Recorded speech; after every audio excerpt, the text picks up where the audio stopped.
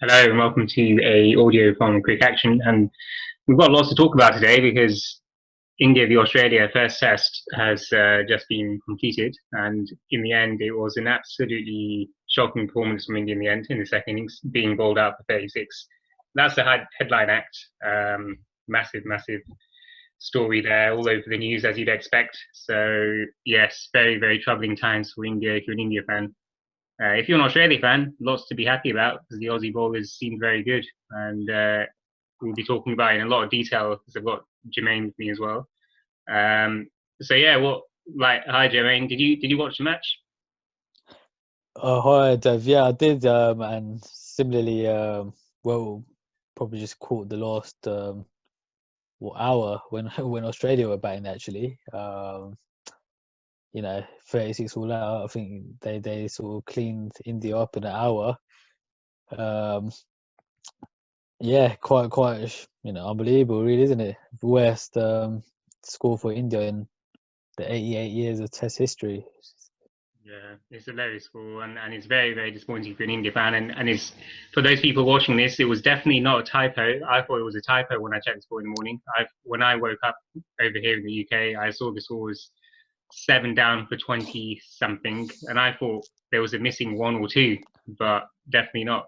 But yeah, lots of issues there, wasn't it, Jermaine? Because I thought it was a lot of it was down to the intent of the batsmen, because the way they were getting out, they were kind of just plodding the bat out there, outside off stump, nicking it to the slips and the keeper. And it felt to me as though they weren't being very inventive. They should have used their feet a lot more. They should have been more positive. They should have, the guys like Kohli and Shastri sat there. They should have clearly have been a bit more guiding going on for the batsman. And if you're someone batting at number 6, 7, 8, surely you should be looking at the way everyone's getting out, and you should think, right, I'm not going to get out like that. I'm going to use my feet. I'm going to be more positive. I don't understand the intent. It just doesn't make sense. Yeah, I think that's spot on. They started the day 1 for 9, and then obviously the wickets tumbled after. You would have thought after the second or third wicket, the Indian batsman or even Ravi Shastri would have devised a plan to not get out in the same method. So it is quite strange how they couldn't really adapt to the sort of same deliveries and same sort of styles of getting out. So that is Yeah, truly unremarkable, really. it's unbelievable. And if you look at the amount of support they get back in India, the IPL, they have all this support. They have so many players that they play with every year in those seasons. And India's renowned as being the best team in the world, and they claim to be top dogs in cricket. And you can't be getting out of 36 because it's just an absolute joke, really, isn't it? You'd expect if any village team, any regional cricket team should be getting more runs than that. Um, so yeah, it's the intent, but also the personnel. Do you think as well? Because some of those batsmen, they haven't really played in Australia before, have they? Like Hanuma Vihari and stuff. They're not really used to the conditions. Do you think that played a role as well in the way they just collapsed? Yeah, I would say so. Actually, yeah, they're quite inexperienced still. I know Vihari's played about 36 Test matches, but in the conditions, yeah, I think he's inexperienced. So I would say I would agree with that. To be honest, people like Prithvi Shaw, Vihari, these players, I think they might just need another match or so to get used to conditions. But as you said, 36 all out is inexcusable, isn't it? In Yeah, it any, is. whether you're experienced or not experienced. Yeah, he should be getting at least 100. And I thought there was a bit of lack of desire as well, a bit with the bat, because I think even at the end there, Mohammed Shami, he got hit on the arm. Surely, if he was a bit more in it for the team and he wanted to stick around with his partner Yadav, he surely could have just had a go and ran to the other end at least and let Yadav try and hit a few fours and sixes. Because there was no point in him just walking off, I thought.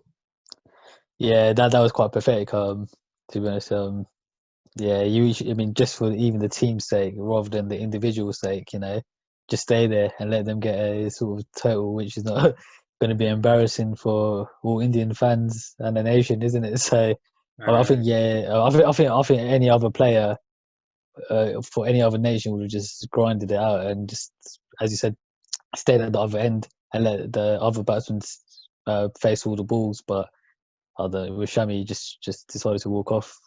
Pathetic, absolutely It's ridiculous. pathetic. I know, it's stupid. And so we'll come on to the changes that they should make because he's injured. But just to talk a bit about the Aussie bowling, because for me, I don't think they did anything too unbelievable. The Aussie bowlers, I thought they just bowled outside off. They got a bit of bounce because they are tall guys, but I think India just made them seem better than they were, didn't they? Yeah, I think so. I mean, definitely, it was just normal balls. Like it wasn't anything outstanding. Not overly swinging. Not much sort of sort of trickiness in the pitch. It was just sort of very, very below par batting. So yeah, India definitely made the Australian bowlers look better than they were, Yeah. without that. And it wasn't only the batting, because obviously this is the standout 36 all out, but really for me, India lost it when Australia were batting in the first innings because India had Australia, I think, 110 for 7 or something. And once again, India let the tail enders of Australia and any other team India play against get them off the hook. And the Aussies went on to get 190. And this is very, very, very prominent with India's bowling because every time India bowl, they have spells where they do well, and Bumrah might have a few good overs and Shami, but I think the sustained pressure is very limited, isn't it? Because if you look at Bumrah bowl, he was bowling at 130, 128 k's per hour in his second, third spell, and that just shows his fitness. Because I don't think he's as fit as say some of the Aussie bowlers, and same with Shami. They bowl good in patches, but they just don't have the physical fitness to keep bowling long spells and with constant pace and aggression, do they? No, and I think that is just due to the fact that this is the first Test match in probably over a year, nearly, isn't it? So, but yeah, I just agree on your first point that this was India's game to win. Really, I mean, 110 for 7 and letting Tim Payne get semi-free not out, and then um, Smith not getting any runs as well. That's a major thing as well. Smith not getting any runs. Next Test match and the Test matches after, Smith is bound to get runs. He'll probably just take the match away from India. So I think this was the Test match they could have just really won, to be honest. Yeah, and that's a good point about Steve Smith because people won't always pick up on that because if he does bad in one game, he's likely to do well in future games. But just on the physical fitness point, I think I just wanted to kind of make a comparison with Aussies because if you look at Mitchell Stark, he bowls say 90 miles per hour on the first ball of the test, and if you watch him in his final spell at the end of the day, he's probably bowling Yorkers and bounces at 90 miles per hour as well. Whereas I don't really see that with the Indian bowlers, and maybe it is because they're playing for the first time in a while. But also, I do think just the physical fitness is a bit limited. And if you're a professional athlete playing international level, you should be more committed to your fitness. It's all well and good Kohli putting out all these pictures and on Instagram and videos of him doing exercise, but the rest of the team, what are they doing? I don't see much fitness on their Because part. fitness was, I mean, they did play IPL, so they should be a bit fitter. They did play so many games in like a short period of time, so they should really be quite fit. Maybe not to the Test match sort of duration, but I think blaming it just on fitness is a bit, it's not really right to say that. But yeah, as you say, I think they need to focus more on the cricket than other activities, isn't it? Yeah, definitely on the cricket. Yeah, they just need to be more committed to it, and it's all well and good at the end of the game saying, "Oh well, never mind, we'll do better next time," but it's not good enough really. You need to be performing when it counts, and can't just duck out of getting 36 all out. Excusing it for a bad off day is just not acceptable. But in terms of It's, did you have any other comments and points on it then, or should we move on a bit? um, yeah, we can. Yeah, I think this game. I just wanted to say India should have just taken this game. Really, I mean, I'm just looking at the lineup as well of Australia. It is more or less the A team, isn't it? But Smith and the bowlers, the batsmen are not really, you know, the type of batsmen that we are used to seeing. Really, isn't it? No, exactly. And then this is the problem because if India can't finish off games like this, it's a bit of a worry, isn't it, now? Especially with all these issues with the batsmen, is what they're going to do in the second test because they're going to be forced to make a change with Shami injured. And then in the batting, they should make a few changes, shouldn't they? So we've got our best 11 here, and you can see it on the screen. So I've got mine on the left, and Jermaine's got his on the right. Do you want to talk through your team then, quickly? Yep. So yeah, I've decided to open with Rahul and Agarwal. Chose Rahul to open rather than Prithvi Shaw and a Gill because maybe because of the partnership at Punjab, just that sort of chemistry and link as such. Then Pujara at number 3. That's the probably first name on the team sheet. Rohit Sharma, decided to put him at number 4, purely just on his record, really. 32 test matches, averaging 47 nearly. So thought that would be quite a smart move and a lot of experience, leadership skills. Rohane, who'll be promoted to captain in Cody's absence. I think he might have something to say in the next test match. I think he might score a few runs. And then Shubman Gill. I mean, I know he's an opening batsman, averaging about 74 in first class cricket, but I think to put him at number 6 here would be a smart move just to see how it goes. And then Rishabh Pant, definitely I think it's time for him to start playing more consistently rather than Saha. Definitely time for a change in that department. Ashwin, he's there based on previous test match performance as well. And Siraj, to be his test debut if he plays, and first class bowling record is really good as well. So he should take Shami's place due to his injury. And then Bumrah and Yadav. So those two, definitely in the team. Yeah, interesting selection there. I've gone with a slightly different way of looking at things here, and there might be some interesting comments from the viewers and watching this, because I've actually stuck with Prithvi Shaw, and I'll come on to that in a minute. But I'm opening with Gill and Agarwal because I think Agarwal's a very complete batsman, like you said, and Gill again very good domestic performances and good youngster, so good to have him opening. Pujara at number 3. I think Pujara will be a given at number 3. He's obviously a backbone of India's batting there. And KL Rahul at 4. I think he's probably going to be the best batsman in the team now. In terms of dynamic performances, you can expect good hundreds and good performances from Rahul at number 4. I think he's probably a little bit more consistent than Rohit Sharma, I think, in tests. So that's why I've gone with him at 4 rather than Sharma. But close call there, and I can see why you go with Sharma actually. Rahane, obvious number 5 pick, has to be captain as well. So I've dropped Hanuman Vihari. I just don't see what he's bringing to the team. I don't really consider him doing much with the bat for India. He hasn't performed very well.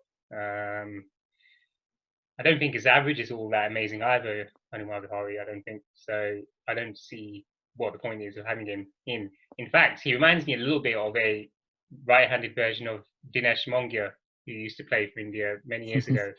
A little bit stiff. He's just a little bit stiff with his cover drives, a little bit stiff off the legs. Just doesn't really, he's got in the team. I don't see what he's doing. I don't think he will stick around for very long, to be honest. So I've stuck with Prithvi Shaw, and because of the fact that he is quite attacking Prithvi Shaw and he's quite dynamic. And if you think back to Virender Sehwag, when he started his career, Sehwag actually batted at 6 for quite a while in Test cricket, and then he moved up to the order as an opener. And no feet movement, Sehwag, a bit like Prithvi Shaw actually, hitting through the line, but he could be very dangerous. So I think Prithvi Shaw coming in at 6 when the ball's a bit older, when there's a bit of spin, he can use his feet against spinners, and no swing, so that might help him too. And then Pant at 7, a bit like you, another dynamic batsman, a bit in the mould of a young Adam Gilchrist, so got to have him in. And the ball is exactly the same as yours, Ashwin, Yadav, Bumrah, Siraj. Can't see beyond them really. I think Siraj is the best of the bunch. I don't think there's anyone else is there than Siraj who could be in the team. I think Navdeep Saini was going to be there as well. He was Yeah, in the mix as well. But I think on first class records, Siraj is much better, much better. exactly. Yeah, I think so. I think Siraj is just ahead of Saini. I think the other guy could have been Natarajan. He's not bad, but I think it's Siraj. Yeah. Um, I mean, I do agree with Shaw. I mean, I would have put in Shaw at number 6, but it's just his fielding. You know, that's what his fielding lets it down. I mean, that's like part of the parcel. He doesn't really do anything. He can't offer anything in the field. So I thought, Gill is worth the risk on and making his debut, isn't it? Yeah, I think maybe I'm a little bit sympathetic with Shaw because he's so young and he's only playing in Australia for the first time, and he was thrown out to bat against Mitchell Stark under lights with a pink ball. I don't think it's easy for anyone. So I feel a bit sad for him. And then all of a sudden there's all this on India, all this crazy media outbursts of him being kicked out of the team with the media effect and stuff. And I just think it's a bit harsh because he's only just come into the team, so maybe nurture him a bit and give him a bit of an easier shot low down. But it'll be interesting to see if they do this. And also with the comments, as I say, it'll be interesting to see what people think in the channel. But that's it, really. That's all our thoughts, isn't it? What did you have any other comments or? No, no. Just interested to see the match on Boxing Day without Cody. To be honest, yeah, should be interesting. Should be. I think just thinking about it now, the problem with these teams and a bit of what the team that just played is the tail. Because again, the tail seems a bit long, and this is something which India needs to resolve in the future, I think, because they can't have 9, 10 and Jack as proper tailenders in such a modern format of cricket these days. Playing in the 21st century against teams that attack, you need to have players low down who can contribute, don't you? Be like what Australia have. Yeah, they need to definitely look into that. Yeah, they need to find some sort of bowling all rounder that's really like similar standard to Australia's, I think. Yeah, and solid as well. We're not talking about Hardik Pandya who just blunts the ball when it's a white ball, and when it's not swinging, he's good, but when it swings, he's all over the place. We're looking at solid batsmen who prize, their wickets, and they focus on staying in. That's what we're looking for, not people who just smash the ball. So let's see if Indian selectors are watching. Consider this. Yeah, Yeah. yeah, exactly. Yeah. Yeah, I mean, it is quite embarrassing. I mean, imagine being the opposition and knowing that you just need to get the top 6 or 7 out, and then that's it. Really, you wrap the innings up. I So know. Yeah. that's a massive weakness for India. So Exactly. you can't be number 1 in the world if that's for weakness, unfortunately. No. Oh well, there we are. So we've got our teams there. But it'd be interesting to see comments from you guys watching. So please do comment and like if you enjoyed what we produced here.